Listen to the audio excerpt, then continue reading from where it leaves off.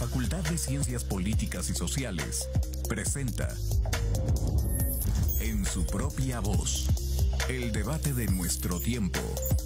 Un programa de análisis y reflexión de la agenda política y mediática de México y el mundo. Con Marta Gloria Morales Garza, Efraín Mendoza Zaragoza, Marcela Ávila Egleton y Antonio Flores González. Comenzamos. Buenos días, muchas gracias al auditorio por dejarnos entrar a sus hogares. Hoy tenemos un programa en vivo, así es que como en todas las ocasiones les recuerdo que nuestro teléfono está disponible para cualquier pregunta, comentario, reflexión o lo que ustedes quieran. El teléfono es 192-1293 y para mensajes de texto 442-322-1077.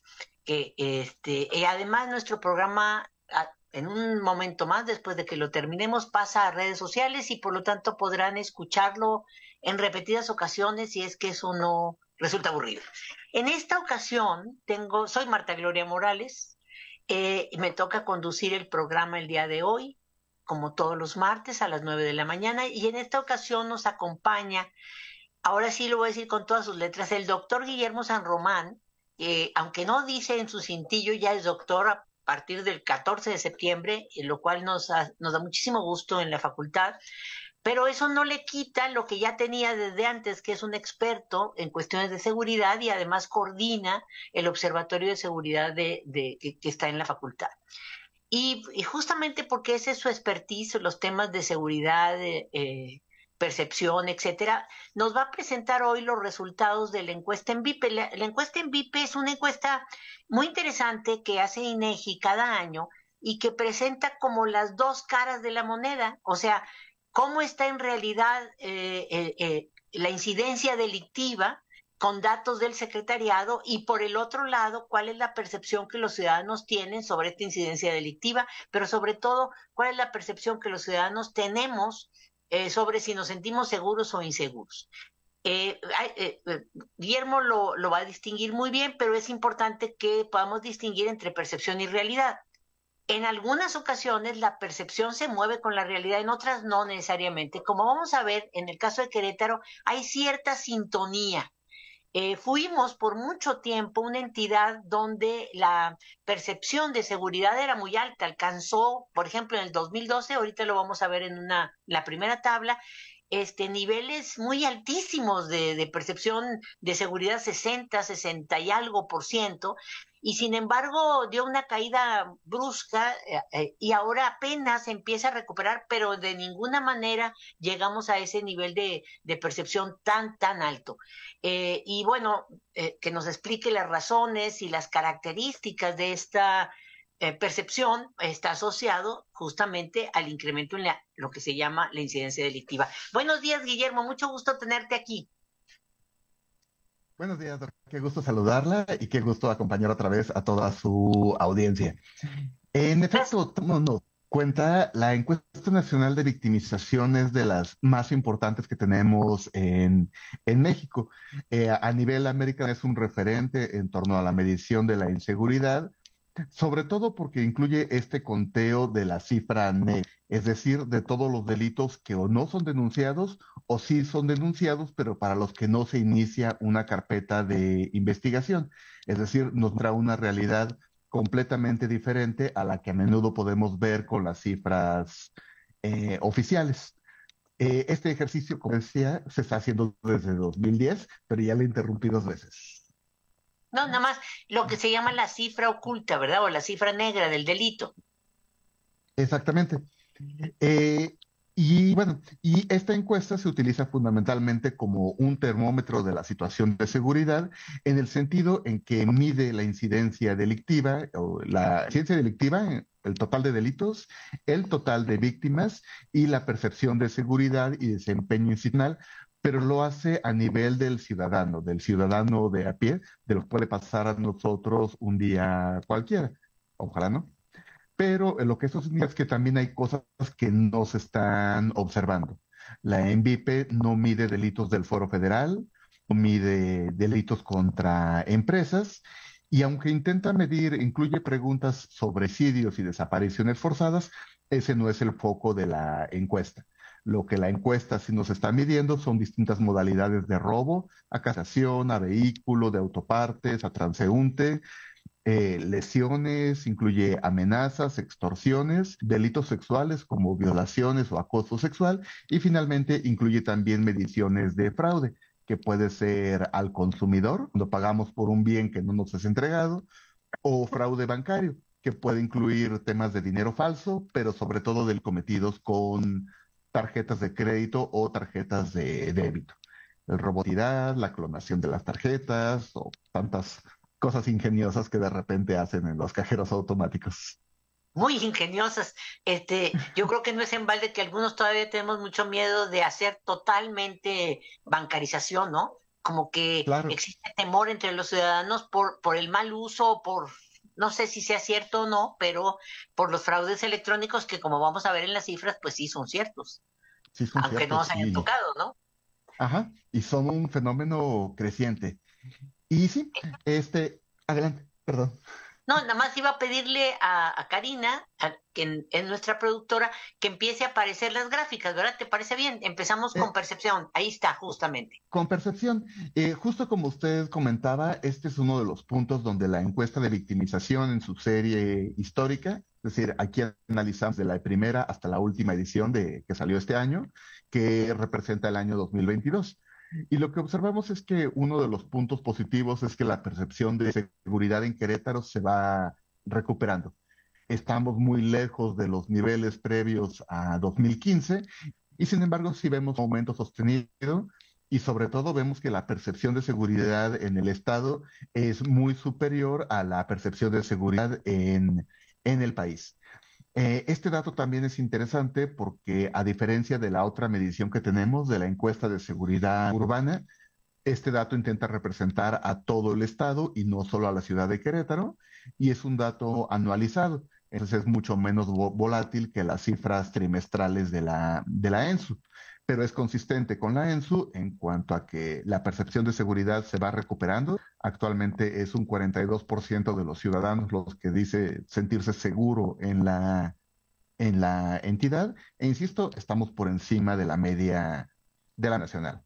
Aunque, como usted distinguía al principio, esto es realmente percepción y esto no necesariamente refleja la realidad de la incidencia en el Estado. Nada más como para aclaración del auditorio, Guillermo, lo rojo es Querétaro, lo negro es México en total. Lo que Claro, indicaría, digamos, que la percepción sobre seguridad en México es muy baja y en cambio en Querétaro fue muy alta, sigue siendo más alta que a nivel nacional, significativamente sería la distancia entre lo rojo y lo negro, digamos, la diferencia, y se está recuperando, como dice Guillermo, pero esta es percepción. Vamos a incidencia delictiva. ah, Ah, sí, sí, adelante. La siguiente lámina, cuando hablamos de seguridad, siempre debemos distinguir dos tipos de indicadores. Una cosa es valencia, que es lo que vemos en el gráfico, en rojo solo para Querétaro, que significa cuántas personas fueron víctimas. Aquí vemos que alcanzamos un pico en 2019, luego la disminución que ya todos sabemos que ocurrió por la pandemia, y aunque hubo una recuperación, un aumento del delito en 2021 y en 2022 todavía sigue creciendo, vemos que también una tasa de crecimiento del número de víctimas de al menos un delito es bastante pausada o bastante paulatina. Es decir, ya no tenemos estos aumentos drásticos que estábamos viendo en el pasado.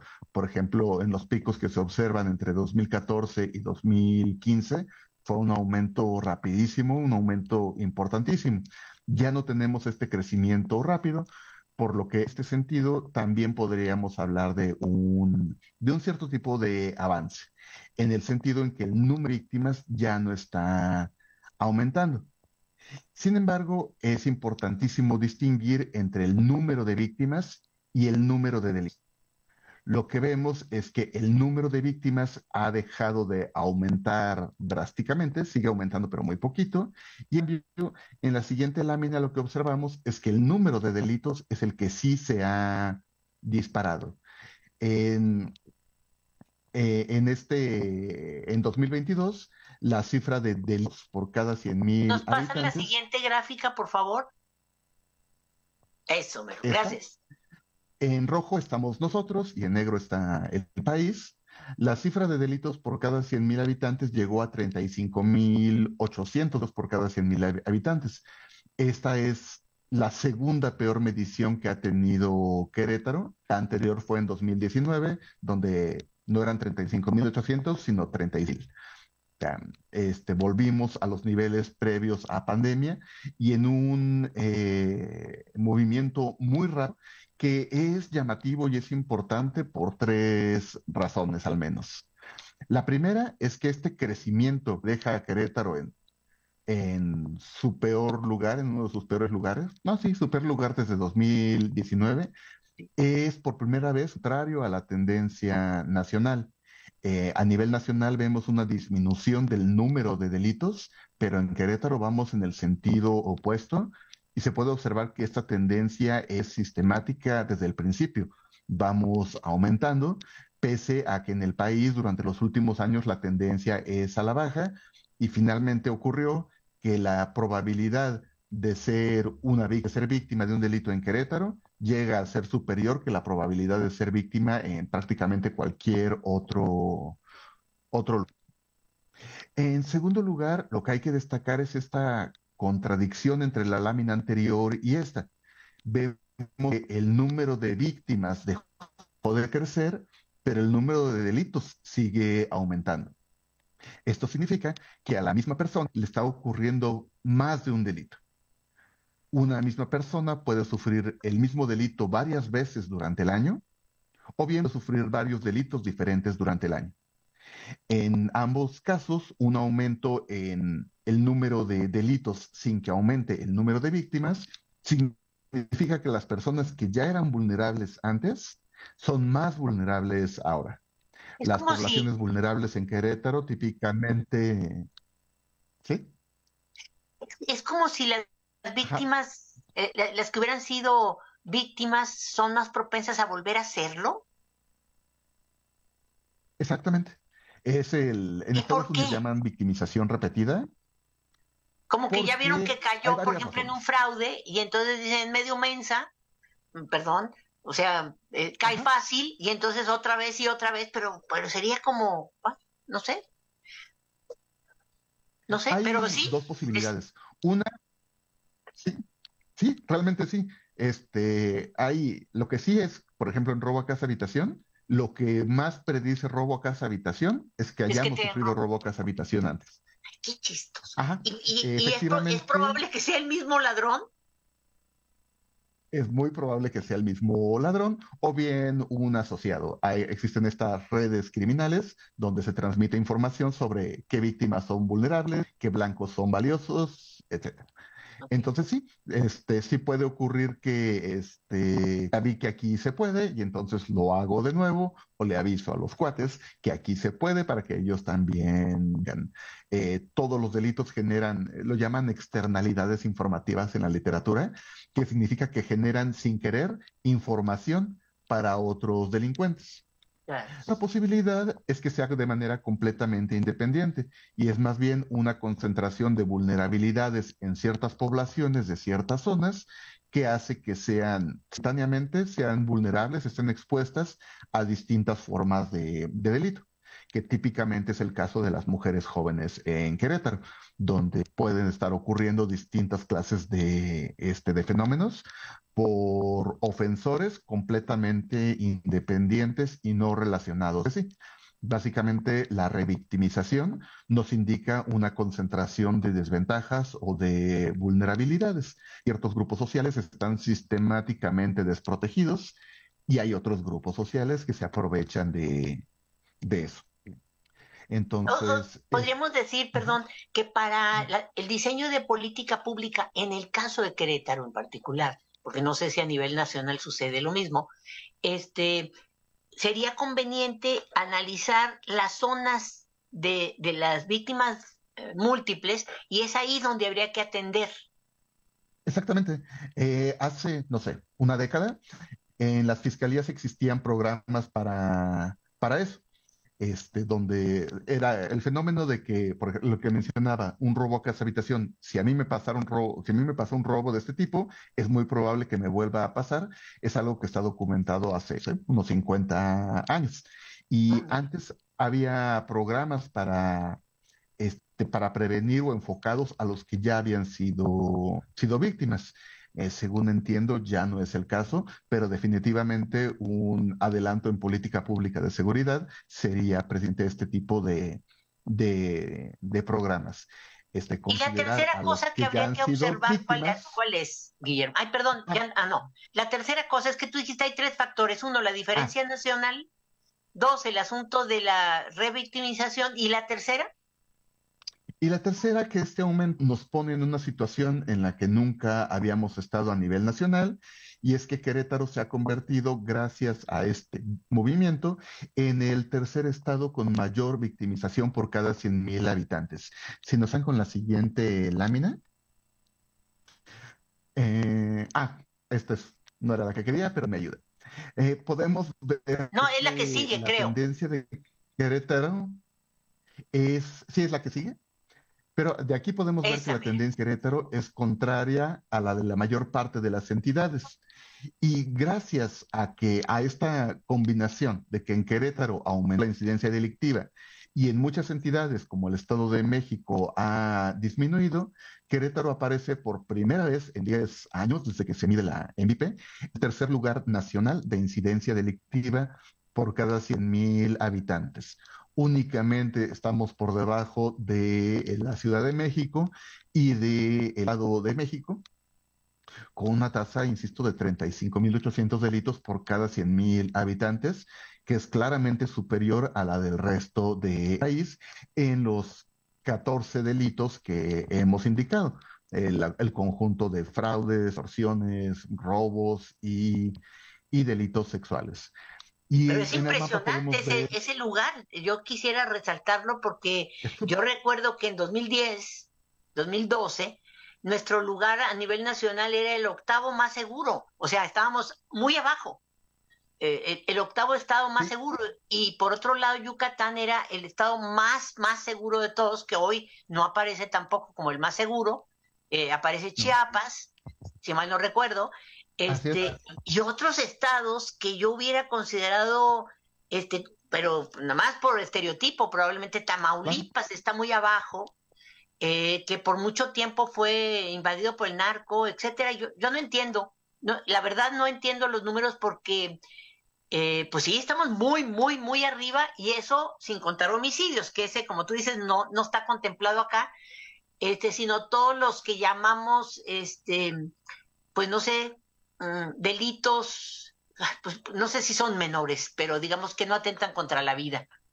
Exacto. Sí, es en realidad un resultado muy sorprendente y yo también pienso por estereotipo, uno hubiera estado, por ejemplo, que Guanajuato, Guerrero, Hidalgo estuvieran en posiciones más elevadas en esta estadística, pero no lo están. Más Quizás bien, sea por este asunto, Guillermo, de que no contemplan los homicidios.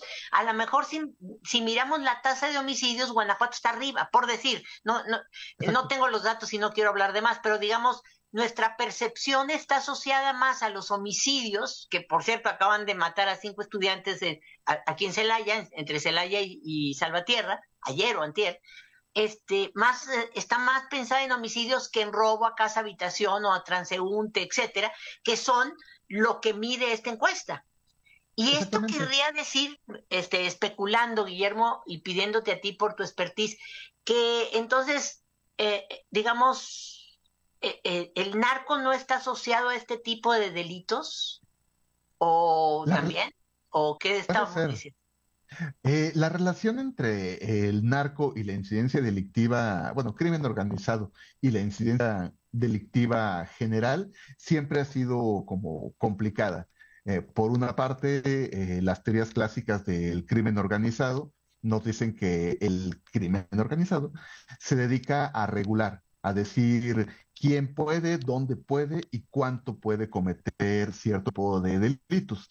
Entonces, en ciertos lugares, la existencia de crimen organizado, más bien precisamente lo que implica es no calentar la zona, una disminución sistemática de todos los otros índices de inseguridad.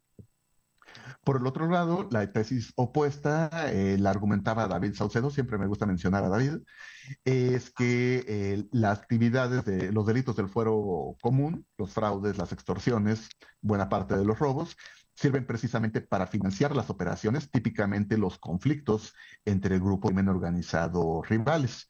Entonces, según esta hipótesis, más bien lo contrario, donde hay grupos, no donde hay grupos, donde hay grupos en conflicto, es donde tendríamos que observar estos aumentos. Entonces, es una relación como muy complicada entre delitos del fuero común y las operaciones de crimen organizado. Pero no Sin embargo, habría, perdón, tenemos 5 minutos. Entonces yo ¿ah? te pediría, sí, ya, qué impresionante, ¿verdad? Sí, Que te concentraras en lo que consideras más importante. sí. Dos cosas. Creo que debe ser la lámina 8, tal vez. ¿Cómo explicamos este aumento impresionante de la incidencia delictiva?